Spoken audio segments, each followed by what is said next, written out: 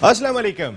All out में Naseem Rajput metro one news के तमाम नाजरीन से मुखातिब है। पाकिस्तान क्रिकेट टीम जिम्बाब्वे के खिलाफ पहला एक रोज़ा मैच 26 रन से जीतने में कामयाब हो गई, लेकिन जिस वक्त मैच खेला जा रहा था पूरी कौम सख्ते में थी। वो ये सोच रही थी कि हम जिम्बाब्वे से खेल रहे हैं या ऑस्ट्रेलिया से खेल रहे हैं, अपनी कंडीशन में खेल रहे हैं, ऑस्ट्रेलिया में जाके खेल रहे हैं, समझ में ही नहीं आ रहा था। हम अपने होम ग्राउंड पे खेल रहे थे, अपनी कंडीशन में खेल रहे थे। अपने होम ग्राउंड का मकसद ये नहीं है कि हम बख्ती स्टेडियम कोयटा में खेल रहे थे या फिर अरबाब नियाज स्टेडियम पिशावर में खेल रहे थे। हम पिंडी क्रिकेट स्टेडियम रावलपिंडी में खेल रहे थे। उस ग्राउंड पर खेल रहे थे कि पिछले 15 दिन से हम वहाँ पर नेशनल T20 टूर्नामेंट खेल रहे थे। हर खिलाड़ी को पता था पिचेस का बिहेवियर कैसा है, हर खिलाड़ी को पता था बाउंड्री कितनी बड़ी है, हर खिलाड़ी को पता था आउटफील्ड कैसी है। ईच एंड एवरीथिंग मैनेजमेंट भी जानती थी, खिलाड़ी भी जानते थे। लेकिन 281 रन करने के बावजूद हम जिस तरीके से बैकफुट पे दिखाई दिए, कोई नहीं एक्सपेक्ट कर रहा था कि हमारे इतनी तगड़ी बॉलिंग लाइनअप खेल रही होती। वो तो एक स्पेल वहाब रियाज का ज़बरदस्त हो गया, फिर शाहीन शाह अफरीदी ने जो पहला स्पेल किया, फिर उसके बाद कंट्रोल कर लिया, तो हम तकरीबन एक ऐसी बाजी हो गई थी कि शायद अब हमारे हाथ से चली ही गई थी, क्योंकि 60 गेंदों पे 40 गेंदों पे तकरीबन कोई 60-65 रन दरकार थे। 6 विकेटें उनकी बाकी थी। 119 रन की शराकत हो चुकी थी ब्रेंडन टेलर और मरवरी के दरमियान में, लेकिन उसके बाद पाकिस्तान ने अच्छा कमबैक करके मैच जीत लिया। लेकिन कई सवालात यहाँ ये मैच छोड़ गया। जैसे मैंने आपसे बात कही कि क्या हम ऑस्ट्रेलिया के खिलाफ ऑस्ट्रेलिया में खेल रहे थे, ऐसा ही लगा। हमें इतनी तगड़ा मुकाबला करना पड़ गया जिम्बाब्वे के खिलाफ, जिसको हम शायद सभी लोग ये बात कर रहे थे कि हम यंगस्टर्स को मौका दें। हमने अपनी पूरी टीम खिलाई, अपनी पसंद की टीम भी खिलाई, अपनी पसंद नापसंद भी यहाँ पे हमें दिखाई दी। इफ्तिखार अहमद के बारे में हर कोई सवाल करता हुआ दिखाई दे रहा है कि आप किसी यंगस्टर को मौका देते। अगर शुएब मलिक नहीं है, हफीज़ नहीं है, जो खेलते ही T20 है, लेकिन अगर वो नहीं है तो फिर इफ्तिखार को बिठा के आप हैदर अली को चांस दे सकते थे। खुशदिल शाह ने जिस तरीके की हिटिंग करके सबका दिल खुश कर दिया, तो खुशदिल शाह 22 में तो दिखाई दे रहे हैं, वो 15 में भी दिखाई नहीं दे रहे।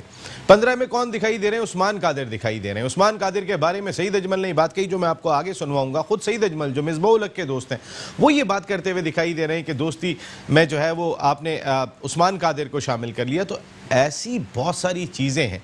ज़रा मैं एक नज़र आपको दिखाता हूँ कि सईद अजमल ने क्या कहा। सईद अजमल जो है वो बड़े करीबी दोस्त हैं, ज़रा सुन लीजिएगा सईद अजमल ने क्या बात कही। जी सकते हैं, आई डोंट नो, क्योंकि वो एक चीज़ बाबर आजम के दोस्त उस्मान कादर लग रहा है मुझे कल के मैच में डेब्यू कर सकते हैं। आई डोंट नो, क्योंकि वो एक चीज़ बाबर आजम के दोस्त भी हैं, और दूसरा मिसबा साहब को उस्मान कादर काफ़ी अच्छे लगते हैं एज ए प्लेयर।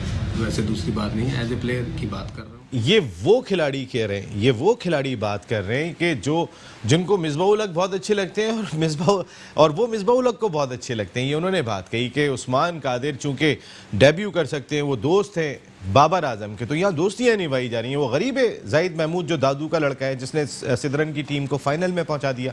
क्या ज़बरदस्त परफॉर्म किया सिदरन की टीम। सारे मैचेस हारी हुई थी नेशनल T20 में। जब पहला फेस खेला गया था मुल्तान में, दैन उसकी टीम फाइनल में जाने में कामयाब हो गई, जिसमें जाहिद का बहुत बड़ा रोल था, लेकिन जाहिद सेलेक्ट नहीं हो सके। सईद अजमल ये बात कह रहे हैं कि क्योंकि मिसबाह-उल-हक को भी उस्मान कादिर पसंद है, क्योंकि बाबर आजम के भी दोस्त हैं, तो फिर हो सकता है वो डेब्यू कर जाएंगे। कहाँ है हमारी क्रिकेट? किस अंदाज से हम क्रिकेट खिला रहे हैं? अगर यही हमारी नीयतें होंगी तो ऐसे ही रिजल्ट होंगे कि हम आखिरी दम तक बैठे होंगे, आखिरी दम तक परेशान बैठे होंगे कि मैच का रिजल्ट क्या होगा। जिम्बाब्वे के खिलाफ अपनी कंडीशन में, उस कंडीशन में कि जहाँ पिछले 15 दिन से हम नेशनल T20 टूर्नामेंट खेल रहे थे, वहाँ भी मसाइल का दो चार है। बात करूँगा इस मैच के ऊपर कि हमने कहाँ दोस्तियाँ निभाई, कहाँ हमारी गलतियाँ थी। इसके साथ साथ मुल्क का premier tournament Quaid-e-Azam trophy grade 1 cricket championship के दूसरे राउंड का भी आज आगाज़ हो गया। फवाद आलम ने एक मरतबा फिर 91 रन की इनिंग खेली। पिछले मैच में बड़ी फाइटिंग सेंचुरी उन्होंने नेशनल स्टेडियम कराची में डिफेंडिंग चैंपियन सेंट्रल के खिलाफ स्कोर की थी और सिंध की टीम मैच जीतने में कामयाब हो गई थी। आज भी 91 रन स्कोर किए। इमरान फरत ने भी सेंचुरी स्कोर की और इमरान भट्ट जो पिछले सीजन के टॉप स्कोरर थे, उनके साथ 200 रन की शराकत कायम की। तो फिर इस दूसरे राउंड पर भी बात करेंगे, क्योंकि एक मैच जिस ग्राउंड पर खेला जा रहा है और आंखों देखा हाल वो खुद भी बता सकते हैं, क्योंकि उस ग्राउंड के हेड होते हैं, वो उस डिपार्टमेंट के स्पोर्ट्स हेड होते हैं। इसके साथ साथ पाकिस्तान के फॉर्मर इंटरनेशनल क्रिकेटर, अपने वक्त के ज़बरदस्त middle order batsman, cricket analyst, cricket commentator Saeed Azad साहब शो का ऐसा है। Thank you very much Saeed Azad साहब। टीम को भी आज़ाद करा लें, मुझे ऐसा लग रहा है कहीं आज़ाद नहीं है, कहीं फंसी हुई है। वसीम अस्सलाम वालेकुम, thank you very much Saeed भाई। उनके साथ गुफ्तगू के लिए मौजूद है हुक्मरां जमात इंसाफ sports and culture federation Karachi के नायब सदर सैयद महबूब आलम साहब। थैंक यू वेरी मच महबूब भाई। आपको बुलाने का मकसद ये हो क्या रहा है, हुकूमत कर क्या रही है, अभी आपसे बात करते हैं। सईद भाई, कि ऑस्ट्रेलिया से खेल रहे थे ऑस्ट्रेलिया में, ये हम अब इसी कंडीशन में इतना अरसा खेल के आ रहे हैं, जिम्बाब्वे के खिलाफ सब बात कर रहे थे आप यंगस्टर्स को ट्राई करें, हमने वो भी काम पूरी तरीके से नहीं किया। देखिए नसीम, मैं रेगुलर और कंटिन्यू आपके प्रोग्राम में आ रहा हूँ, इसके पीछे एक मकसद है। Thank you very much. इसलिए मैं आपको पहली चीज़ बताऊँ, मेरा फोकस सिर्फ पाकिस्तान की इज्जत, पाकिस्तान का नाम और पाकिस्तान को जो चलाने वाले लोग हैं उनकी खामियां देखूं, अच्छाइयां देखूं, ये सब चीज़ें मैं यहाँ आके बताऊं, आवाम सुने कि इस पाकिस्तान को किस तरह से लोग यूज़ करते हैं और क्या करते हैं। देखिए, इससे पहले जो बोर्ड था उसमें हमने शकील शेख साहब को बहुत ज़्यादा जो गलती कर नहीं, मैं ये नहीं कह रहा, मैं नहीं काम नहीं, मैंने उनको ये नहीं कह रहा कि पावर थी, वो भी गलती करते थे तो हम लोग के जितने क्रिकेटर्स बैठते थे सब बोलते थे। हारून रशीद साहब के लिए बहुत बोलें कि भाई जो गलती करते थे बहुत बोलते थे कि 25 साल से रखें बैंक उसमें है, बोर्ड में है, ये कब हटेंगे, क्या होगा, ये बहुत हर चीज़ है। अच्छा, बहरहाल ये कि पहली चीज़ से मुबारक हो आपको, पाकिस्तान मैच जीता, जिम्बाब्वे से जीता, पूरी कौम को मुबारक हो। मगर अफसोस ये हो रहा है, मुझे सबसे ज़्यादा अफसोस ये हो रहा है कि बहुत ही वाइट कॉलर लोग और बहुत इज्जत वाले लोग वो गलतियां कर रहे हैं कि जिससे ऐसा लग रहा है कि ये पाकिस्तान के हमदर्द नहीं, इन्होंने पाकिस्तान के लिए कुछ नहीं किया, ये पाकिस्तान को इस वक्त ख़राब करने आए। आप वाइट कॉलर से कौन? वाइट कॉलर का मकसद है कि जो इज्जत कमा चुके थे, मिसबा हो गया, दूसरे जो टीनेजर्स बोर्ड के प्लेयर आए, वकार यूनुस हो गए, ये जितने वकार यूनुस ने तो इज्जत वैसे क्रिकेटर बहुत कमाई थी, लेकिन कई मरतबा मैं वकार यूनुस को तो मैं आपस की बात है कि लेजेंड है, पाकिस्तान का बहुत बड़ा प्लेयर है, बहुत बड़ा प्लेयर था, मगर अच्छा कोच नहीं है। इसको आप लॉबी के थ्रू मिसबा को मैं ये समझता हूँ अच्छा प्लेयर जरूर था, मगर इन 2-3 सालों में उन्होंने अपने आप को एक्सपोज कर दिया कि मैं तो समझता हूँ कि मिसबा मुझे अल्फाज नहीं है कि इनको ज़रा सी सोच नहीं है कि इनके अलावा भी क्रिकेटरों के पास दिमाग है। ये अभी जो आज इनका जो जिम्बाब्वे के खिलाफ मैच हुआ है, ये प्लानिंग से हुआ है। ये इन्होंने जो प्लेयर रन तो बहुत अच्छे किए हैं। देखें, जो प्लेयर खेल रहे थे, एक तो वनडे प्लेयर नहीं थे। सर, आपको देखें क्रिकेट में आप कैसे कह सकते हैं रन अच्छे किए? आज नहीं, क्रिकेट में मैं ये 325 रन स्कोर हो रहे हैं, 350 मैं आपको यही बताना चाह रहा हूं नसीम, समझने सुने जरा। इन्होंने कोई ऐसा प्लेयर नहीं खिलाया इस वक्त, क्यों नहीं खिलाया मुझे नहीं पता, पीछे लौट पड़ी थी। इन्होंने टेस्ट मैचों वाले प्लेयर खिला दिए। आबिद अली की टेक्निक, मैं एज ए क्रिकेटर बात कर रहा हूं, वो वनडे प्लेयर की टेक्निक नहीं है उसकी। आप उसके पास और आपके पास प्लेयर थे, आपके पास यंगस्टर प्लेयर थे, आप उसको बैठे हुए थे, फखर थे, आप उसको खिलाना चाहिए था। फखर और रोहेल नजीर बैठा था, खुशदिल शाह बैठा हुआ था, इन्होंने आपका हैदर अली बैठा हुआ था, इसको खिलाया हक को, इमामुल हक को। ये टेस्ट प्लेयर टेक्निक है, ये वनडे की नहीं है। क्या टीम खिला रहा है मिसबा, मुझे नहीं समझ में आ रहा।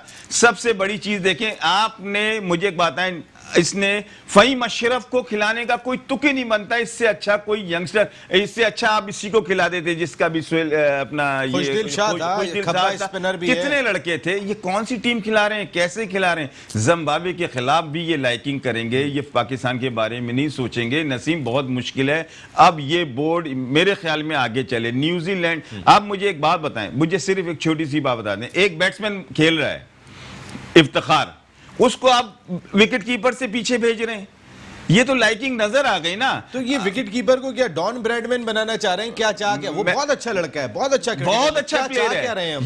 ये इनको इतनी समझ में नहीं है। अगर आपने खिलाना ही अन्ना की खातिर सेट करके इन्होंने अपनी देखें जिम्बाब्वे से इन्होंने ये देखें, मैं आपको बताऊं, अब इन्होंने जिम्बाब्वे से बहुत अच्छे रन किए। जो मुझे पता है इनकी जो स्ट्रेंथ है, जो बैट्समैनों की स्ट्रेंथ थी, इतने ही रन होने थे। आजा फखर खेल रहा होता, बहुत थे अपने बॉलिंग के बहुत।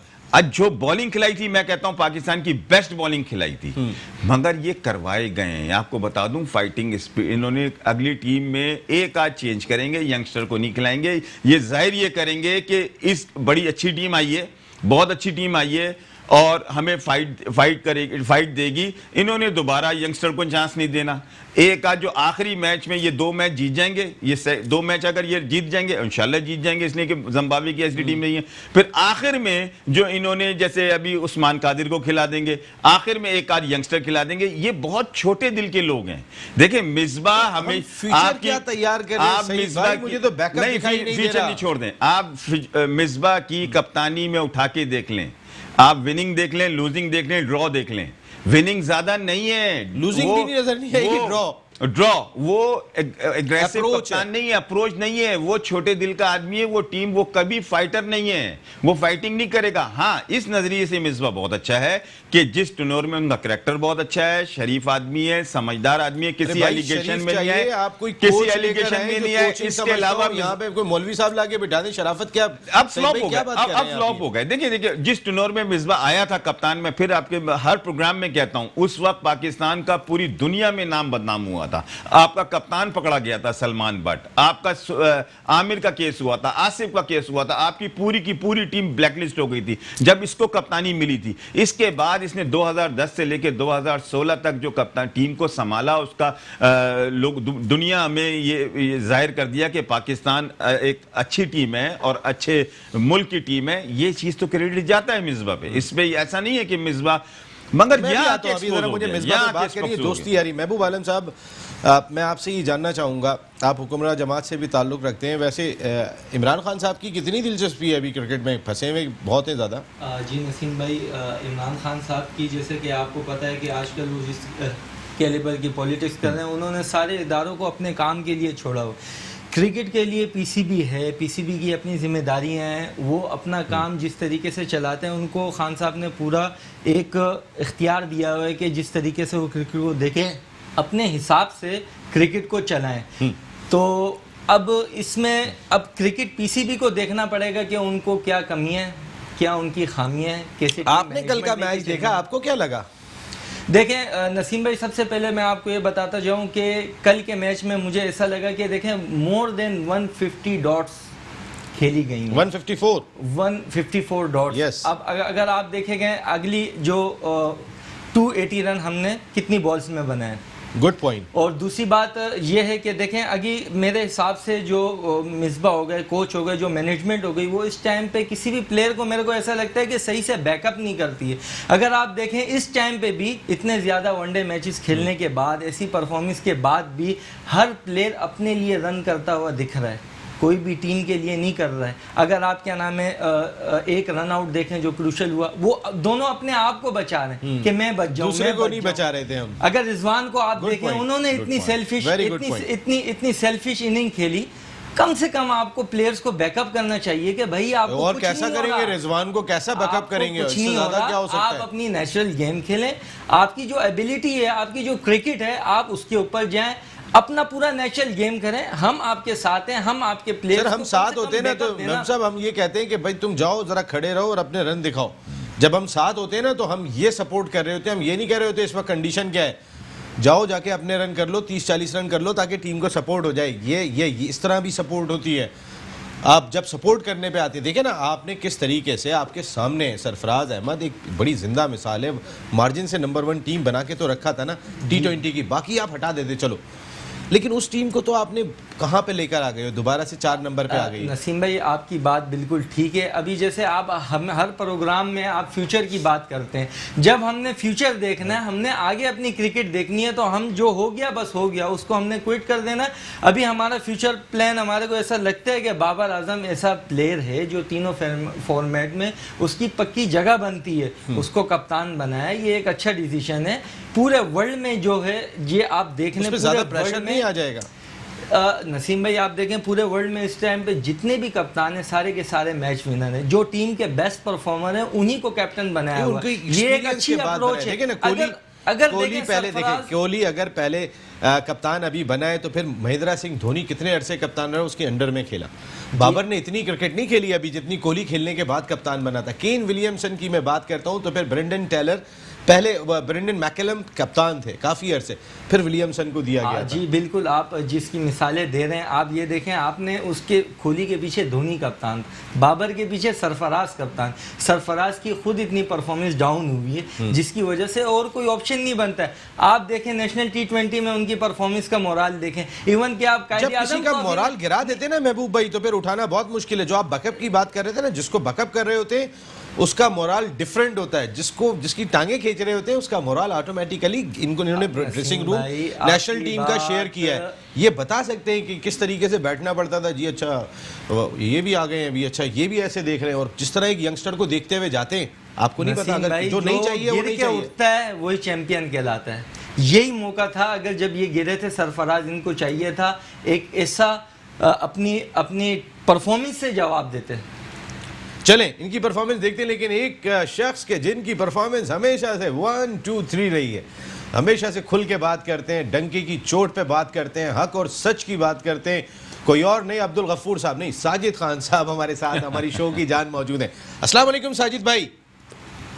वालेकुम सलाम। साजिद भाई, मैं गफूर भाई जरा जल्दी कह गया आपको, अभी हसनैन खेला नहीं है। तहरीक इंसाफ के एक साहब महबूब साहब बैठे हुए हैं, सरफराज से वो बात कर रहे हैं। महबूब साहब, अब इकबाल मोहम्मद अली खान साहब एमपीए, बड़ा नाम, उन्होंने बड़ा काम किया, अब उनको हम कह सकते हैं रिजाइन करें। तो महबूब आलम साहब, आपने बात की सरफराज की परफॉर्मेंस के हवाले से, तो मैं आपको थोड़ी सी निशानदेही कर देता हूँ, क्योंकि आपके साथ 2 ओहदे लगे हुए हैं। तहरीक इंसाफ को आप देख रहे हो, क्रिकेट पे आप एनालिस्ट कर रहे हैं।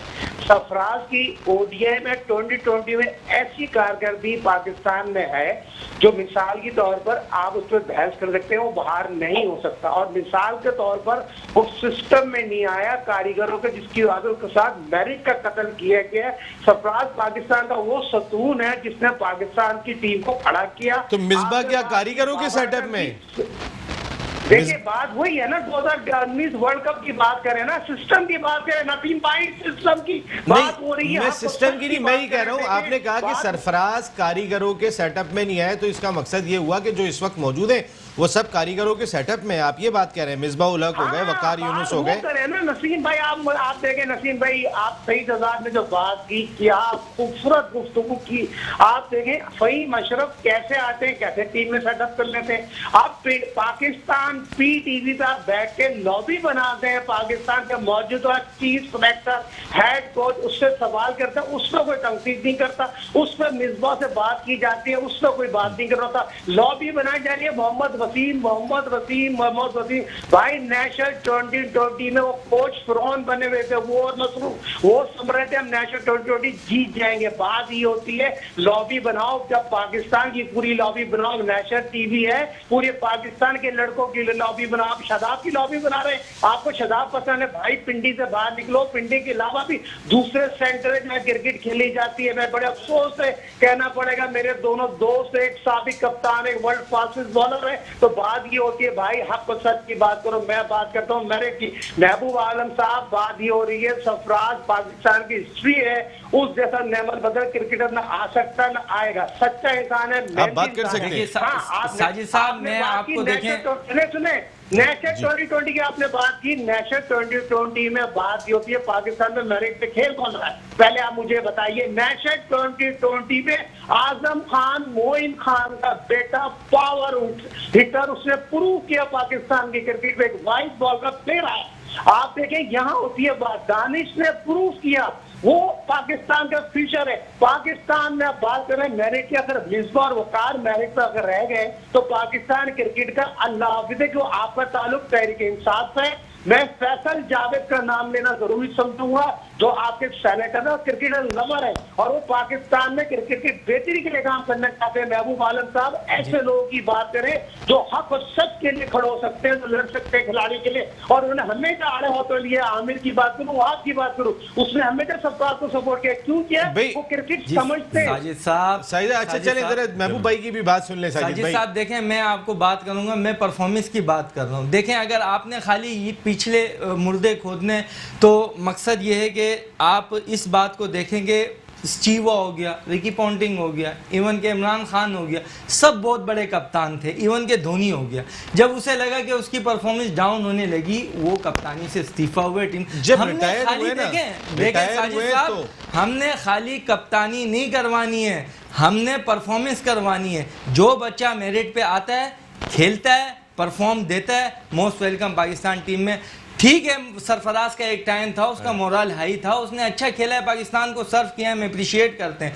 पर अभी की उसकी कारकर्दगी में फ़र्क आया है, तभी वो बेंच पे हैं और सिलेक्टर उनको सिलेक्ट नहीं कर रहे हैं। बस मेरा इतना सा मुद्दा। साजिद भाई ये तो नहीं, बताएं, नहीं, साजिद भाई ये तो मैं बात करूंगा, ये तो बहुत बड़ी ज्यादती है। सरफराज की परफॉर्मेंस, साजिद भाई एक मिनट, सरफराज परफॉर्मेंस से बात नहीं हुआ मेरे भाई, ये तो 100% ज्यादती है। और मैं तो अब पहले तो मैं बोलता नहीं था, साफ नजर आ रहा है इतनी बड़ी ज्यादती। कप्तान कराची का था, सिंध का कप्तान था, उसको बाहर कर दिया।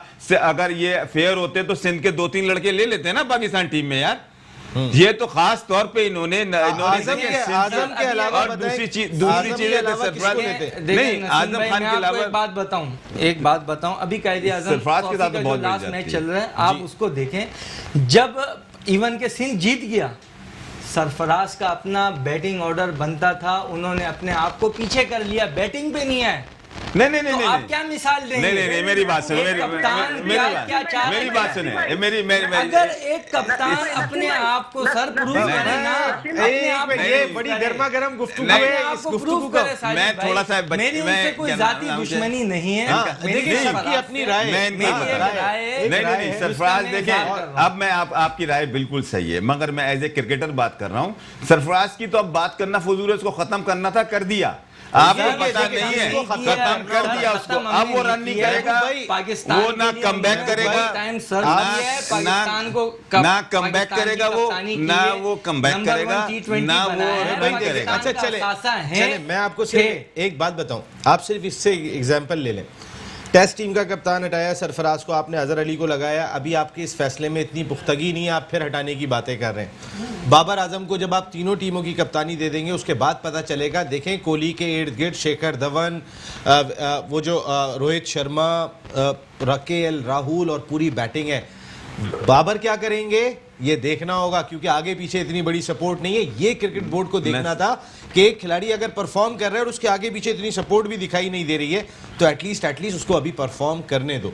लेकिन आपके पास ऑप्शन कोई दूसरा नहीं था, आपका सरफराज भी हटाना था। मैं आपको सच बता रहा हूँ, मैं 25 साल से 26 साल से जर्नलिज्म में हूँ, ये हकीकत यही थी कि हटाना था। खैर सईद खान साहब, मैं आ रहा हूँ, अभी आपसे बात तो रहेगी। जो सवाल किया था उसका तो आप जवाब ही नहीं देते, लेकिन अब आपसे जवाब लूंगा एक ब्रेक के बाद। एक छोटा सा ब्रेक ले रहा हूँ, वापस आ रहा हूँ, डिस्कशन हमारी जारी है।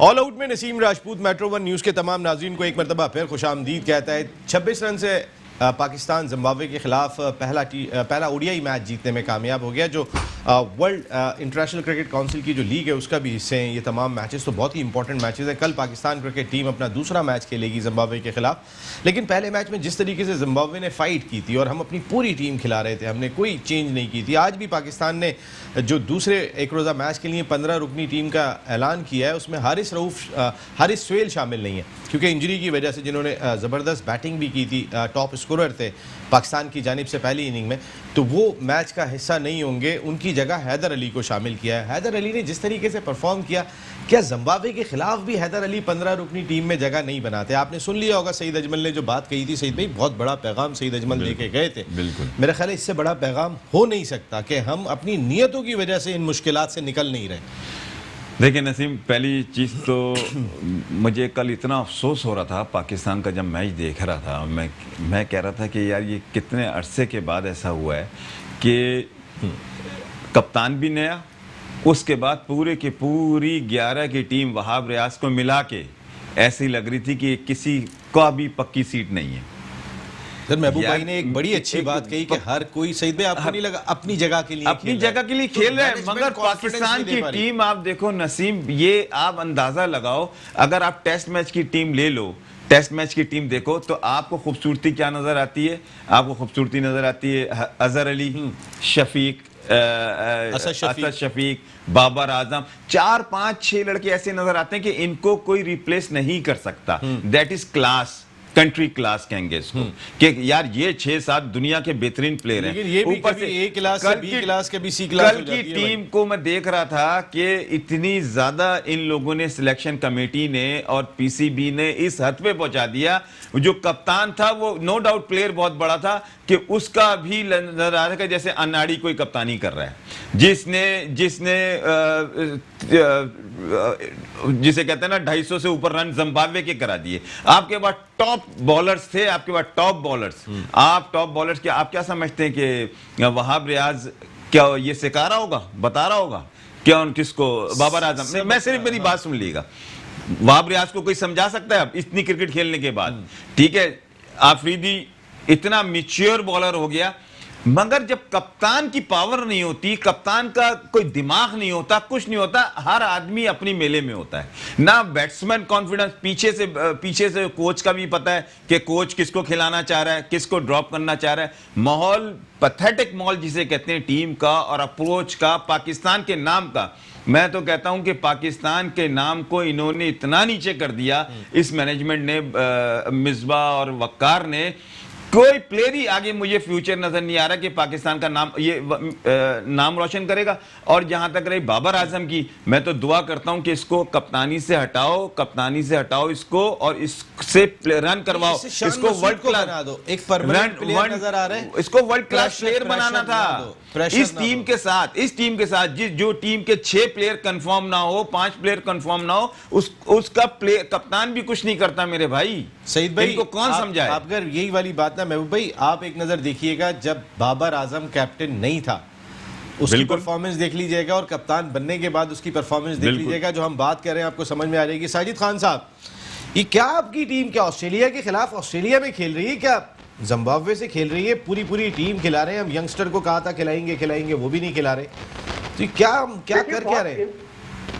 इंपॉर्टेंट बात की सही तजाद में देखिए, क्रिकेट खेले में, क्रिकेट खिलाई है, कोच है, क्वालिफाइड कोच के अलावा एक बहुत बड़ा नाम है। आप दोनों भी समीउल्लाह कलीमुल्लाह बने हुए होते हैं, तू मुझे पास दे, मैं तुझे पास दे, दोनों एक दूसरे की तारीफ करें बस। बड़ी क्रिकेट नसीम भाई, सही तजाद और जो क्रिकेट खेली है, और ये क्रिकेट अगर आधी भी खेल ले तो बहुत बड़ी बात होती है। क्रिकेट मेरिट पे खेली जाती है, ग्राउंड पे खेली जाती है। बदकिस्मती से दोस्तियां निभाई जा रही हैं। सईद अजमल का आपने जिक्र किया, वाज़े तौर पे एक बात को क्लियर कर दिया। मगर बात क्या हो रही है, Pakistan versus Zimbabwe ODI match जो पहला खेला गया, आपने सारे मैच यही खेलने, 6 के 6 मैच। आपने सही तजाद में बात की, शाहिन आफरीदी, उसका तो नेमल बदल आ ही नहीं सकता, उसकी फॉर्म लगी हुई है, उसको कॉन्फिडेंस आया हुआ और उसका रिदम बना हुआ है। वहां पे शॉर्ट फॉर्मेट और ओडीआई में बेहतरीन बॉलर है। बात क्या हो रही है, जब बॉल बन गया दोनों ने टीम को उड़ा दिया, और क्या होता है, टेलर ने जो 100 किया, बॉल बन गया इतने कैमरों में। ये साजिद भाई, वैसे कैमरा वर्क जिस तरीके का दिखाई दे रहा है, इतना पैथेटिक कैमरा वर्क है। देखिए नसीम भाई, पहले मेरी बात सुन ले। बॉल बनाना, नाखून से बॉल बनाई नहीं जाती। बॉल बनाने का मकसद ये थोड़ी होता है नाखून मारे, डिबरी मारे। बॉल शाइन से बनता है, बॉल ग्रिप आ जाती है, उसको बॉल बनाना कहा जाता है। ये कौन जो पिक्चर है उनको ये पता होना चाहिए, जो क्रिकेट पे तजिया कर रहे हैं, बॉल बनाने का मकसद क्या होता है। बॉल का मतलब होता है कि अच्छी शाइन और अच्छी यूज करने वाले आर्टिस्ट आपके पास मौजूद है। वहां प्रयास उसको बॉल करने आता है, यॉर्कर करने आता है, 140 की स्पीड बॉल करता है। तो ये रिदम होता है बॉल का बनाना और बॉल को शाइन करके बॉलिंग करना। मगर बात क्या हो रही है, महबूब भाई ने बहुत इंपॉर्टेंट बात की, 150 बॉलें डॉट बॉल खेलना ओडीआई में, किसी भी क्रिकेट में, मॉडर्न क्रिकेट में, जहां वर्ल्ड कप को आपको क्वालिफाई राउंड खेलने पड़ेंगे। जिम्बाब्वे के बाद दूसरी टीमें आपको इतनी इजी नहीं मिलेंगी। पाकिस्तान के बाहर जाके आपने ओडीआई खेलने, आपके उस तरह के बैट्समैन नहीं है। दोस्तियां निभाई जा रही हैं। देखिए फकर यहाँ पर बाहर नहीं होता था, इमाम बाहर हो सकता, मगर ये दोनों आलू गोश्त बहुत अच्छा खाते हैं, शौक से खाते हैं। इमाम की बात करें, बाबर की बात करें, जो पास में मुश्ताक और इनकी बहुत अच्छे रूममेट होते हैं, आलू गोश्त आलू गोश्त खाते तो आलू गोश्त है क्या उनकी परफॉर्मेंस खराब हो जाएगी? आलू गोश्त है नहीं बेपरवाही करते हैं ना, नान खाते हैं, इसके ऊपर नान खाते रहते हैं, प्याज नहीं करते। मगर बात क्या हो रही है, पॉइंट की बात करें, पावर प्ले जो 10 ओवर का पावर प्ले है उसमें आपको यूज करने नहीं आता। आपने प्लानिंग से जाना है, आपकी प्लानिंग क्या है, 0/0 नजर आ रही है। आप 0/0 पे क्यों नजर आ रही है? आपको अटैकिंग क्रिकेट खेलनी है, बाबर के साथ क्या फकर के साथ के इमाम के साथ, तो एक बंदा पूरे ओवर खेलने की कोशिश करे। आपने और आगे जाकर हल्की टीमें नहीं मिलेंगी आपको। आप जो टेलर की बात कर रहे हैं और न्यूजीलैंड की बात करें, इंग्लैंड की बात करें, इंग्लैंड पॉइंट पे बहुत आगे हमसे। अब आप फंस जाएंगे पॉइंट पर। आपको इंग्लैंड तो और इंडिया तो वैसे ही क्वालिफाई कर दिया है, क्योंकि इंडिया में 2023 में वर्ल्ड कप होना है। तो मकसद क्या हो रही है, शॉर्ट फॉर्मेट के क्रिकेट और इंडिया में 2 तरह के कोच होना चाहिए। मगर ये नाहई कोचेज जो है उनकी फॉर्मेट एक ही माइंडसेट है, जो मिसबा की माइंडसेट पे चलते हैं, जो टोटली नेगेटिव है, पॉजिटिव नहीं है। आपने देखी यहाँ पर आपने बुला लिया उसको, किसको, हैदर अली को। तो हैदर अली का फ्यूचर है 2020 का ODI एंड अटैक शो हो जाएगा बच्चा। वो व्हाइट बॉल का प्लेयर है, शॉर्ट फॉर्मेट का प्लेयर है। नहीं तो ये भी तो व्हाइट बॉल से ही क्रिकेट हो रही है। अगर आप उसको जो है वो 50 ओवर की क्रिकेट में एक यंगस्टर को मौका नहीं देंगे और उसको आप पहले ही हम छाप लगा देते हैं ये टेस्ट का प्लेयर है, ये वनडे का प्लेयर है, एक यंगस्टर है, हम उसको मौका तो दें कि वो किस किस फॉर्मेट में खेल सकता है। मोइन खान के बेटे पे लगा दी, छाप लगा दी, मोइन खान के बेटे को कह दिया। क्यों कल जो बैटिंग की है मोइन खान के बेटे ने, जो सिंध की बी टीम की तरफ से जो 75 रन स्कोर किए, और उस बॉलिंग के खिलाफ उसने अटैक किया था कि जहां सारे आपके बैट्समैन फ्लॉप हो गए थे। भाई ये नजर नहीं आ रहा। वहां पर कहते हैं मोइन खान साहब चीज सिलेक्टर थे, वो फिटनेस पे कॉम्प्रोमाइज नहीं करते थे। भाई बात ये उस बच्चे ने सबके मुंह बंद कर दिए।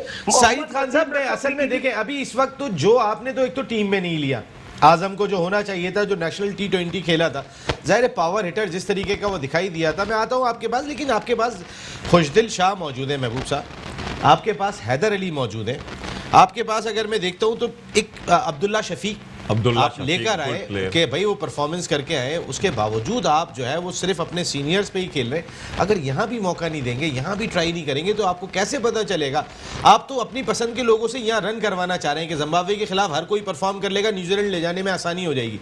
अरे भाई बहादुर लोग चेक करते हैं और आप चेक करने की हिम्मत नहीं कर पा रहे। जी, इसका क्रेडिट जो है, मैं क्या नाम है, देखें हर चीज़ को अगर आप देखें तो ये टीम मैनेजमेंट का काम है। उनको जब वो टीम सिलेक्ट करते हैं तो उनको कम से कम एटलीस्ट इतना पता होना चाहिए, और ये पता भी होता है उनको कि उनकी टीम में कितने स्ट्रोक मेकर प्लेयर हैं। जो स्ट्रोक मेकर प्लेयर होते हैं, आप अगर देखें जिम्बाब्वे की सीरीज अभी जो लास्ट मैच गुजरा है, इसमें आपके पास कोई भी स्ट्रोक मेकर प्लेयर आपने नहीं खिलाया कि जो लूज बॉल मिले उसको बाउंड्री कर दे। कोई चार्ज करके किसी ने नहीं खेला।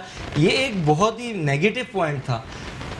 आपको स्ट्रोक मेकर डालने पड़ेंगे, आपको 6 नंबर का प्लेयर डालना पड़ेगा। देखिए 6 नंबर पे अभी शादाब अनफॉर्चुनेटली अनफिट हुए हैं, आपके पास अम्माद वसीम है, आपने फ़हीम अशरफ को भी शामिल किया था, तो ये 2-3 प्लेयर हिटिंग कर लेते। मेरा कहने का मकसद है टॉप ऑर्डर 56 रन स्कोर किए पावर प्ले में जिम्बाब्वे ने, और हमारी परफॉर्मेंस देख लें जब आबिद अली और इमामुल हक खेले। जो सईद भाई ने बात की ना कि आप फ़खर को, साजिद भाई ने भी कही, फ़खर क्यों नहीं था वहाँ पे, आप पहले पावर प्ले को क्यों नहीं इस्तेमाल कर रहे हो? और अच्छी फॉर्म शो की है जब फ़खर ने, एक मैं सईद भाई जी बिल्कुल, फ़खर जमान ने जिस तरीके से T20 नेशनल कप में परफॉर्मेंस दी है, उनकी जगह बनती थी। पर हो सकता है कि टीम मैनेजमेंट ने ये भी सोचा हो, लास्ट प्रीवियस जो उनके इंटरनेशनल मैचेस में उनकी कारकर्दगी का जो डाउन रही है, हो सकता है ये फैक्टर भी हो कि उनको एक मैच में रेस्ट दें, या आबिद अली पिछले मैचेस में वो कंटिन्यूस टीम का हिस्सा हैं तो वो उसी टीम को बरकरार रखा हुआ। ये अभी टीम मैनेजमेंट को देखना है कि उन्होंने कौन से प्लेयर डालने। देखिए आप खेल कर रहे हैं, मेरा सवाल ये, आप रावलपिंडी में खेल रहे हैं जहां 15 दिन आपने छक्के मार के ग्राउंड के बाहर आपने छक्के मारे हुए, आपकी स्टैंड में छक्के जा रहे थे, जो मार रहा था वो स्टैंड के अंदर फेंक रहा था। खुशदिल शाह ने जैसी बैटिंग की थी, हैदर कैसे खेले थे, आपके पास ये ऑप्शन है। अब्दुल्ला शफीक, आजम खान को आपने लिया ही नहीं। कहने का मकसद है आप नाइंसाफियां कर रहे हो, बिल्कुल, और नियतें आपकी सामने आ रही हैं। बिल्कुल नसीम भाई, मैं एक और पॉइंट रेस करना चाहूँगा। अगर देखें, अगर हार्ड हिटिंग प्लेयर अगर हम देखें, नंबर 6 पे हमारे पास आसिफ अली हैं। आसिफ अली को बहुत ज़्यादा चांस मिले, उस टाइम पे उनकी कारकर्दगी को अपने आप को इंटरनेशनल में प्रूव नहीं कर पाए। पर अगर आप देखें, उसके पीछे भी उनका एक फैमिली जो एक इशू चल रहा था, मेंटली डिस्टर्ब थे काफ़ी। अब आप देख सकते हैं कि वो थोड़ा मेंटली रिलैक्स हैं, तो मेरे हिसाब से उनको दोबारा से टीम में चांस देना चाहिए। हुसैन तलत की परफॉर्मेंस उससे कहीं ज्यादा बेहतर है, जो डबल सेंचुरी स्कोर की आपने देखी। हुसैन तलत क्या प्लेयर है। मुझे देखें, वैसे तो नो डाउट कि वो भी 1-2 साल 4-3 साल से चांस मैच मिला, खेल लेकिन रहे अब हैं। मैच्योर हो गया है, जो मगर महबूब भाई हुसैन आसिफ की तलत बात मैं कर रहे हैं। बताऊं इस वक्त जाया करेगा पाकिस्तान अगर उसको नहीं लेगा। कंप्लीट ऑलराउंडर है वो और बहुत ही ज़बरदस्त जेन्युइन बैट्समैन है वो इससे फ़हीम अशरफ से मैं एज ए क्रिकेटर क्रिकेट की एक्सपीरियंस बताता हूँ 1000 टाइम बेटर है हसन तलत। और दूसरी बात चीज़ ये है कि मैं एक बात ये कहना चाहता हूँ कि नसीम भाई न्यूजीलैंड जाके ये दोनों जो ओपनर हैं पाकिस्तान के अभी जो इन्होंने खिलाए हैं आबिद अली और इमाम उल हक, ये दोनों नहीं खेलेंगे। ये तो इनकी तो ये तो अप्रोच है, ये तो ज्यादती है। इन्होंने यहाँ हल्की टीम देख के यहाँ खिला दिया, वहाँ खेल ही नहीं सकते। इमाम उल हक पीछे की बॉल नहीं खेल सकता, वो स्विंग नहीं खेल सकता। इन्होंने सबसे बड़ी ज्यादती की, इनको इसको खिलाना चाहिए था अपने फखर को खिलाना चाहिए था। परफॉर्म कल फखर को खेलना चाहिए, कल खेलना चाहिए साजिद भाई, कल फखर को खेलना चाहिए। देखिए क्रिकेट की मेरिट का बात करेंगे और रिकॉर्ड पे बात करेंगे तो वो खेलना चाहिए, मगर बिल्कुल ठीक है। साजिद खान साहब, देखते हैं कि कल फखर खेलता है या नहीं खेलता। Thank you very much Sajid Khan साहब, thank you very much Saeed Azad साहब, and thank you very much Syed Mehboob Alam साहब। आप तमाम लोगों की आमद का बहुत शुक्रिया। पाकिस्तान टीम एक्सपेक्ट नहीं कर रहे थे जिम्बाब्वे के खिलाफ जितना फंस के मैच जीतने में कामयाब हुई, लेकिन अब एक्सपेक्ट ये कर रहे हैं कि आने वाले मैचेस में पाकिस्तान को ये एहसास होना चाहिए कि इसी आपकी कंडीशन है, आप यहाँ पे अभी नेशनल T20 खेले में आपको मार्जिन से जीतना चाहिए जिम्बाब्वे के खिलाफ, ताकि आप एक पैगाम न्यूजीलैंड में दे सकें। जिस डर के आप कल मैच खेलें, अगर इसी तरीके से आप खेले तो न्यूजीलैंड में आपका शायद बहुत ही बुरा हाल होगा। और एक बात कही थी कल अब्दुल रऊफ ने कि पाकिस्तान क्रिकेट बोर्ड के मौजूदा ऑफिशियल और मिसबा उल हक अगर 1 साल रह गए तो पाकिस्तान क्रिकेट का अल्लाह ही हाफिज़ है। या मैं भी आपसे अल्लाह हाफिज़ चाहता हूँ। इंशाल्लाह कल रात को 10 बजे आपसे फिर मुलाकात होगी। टिल देन अल्लाह ने के बाद।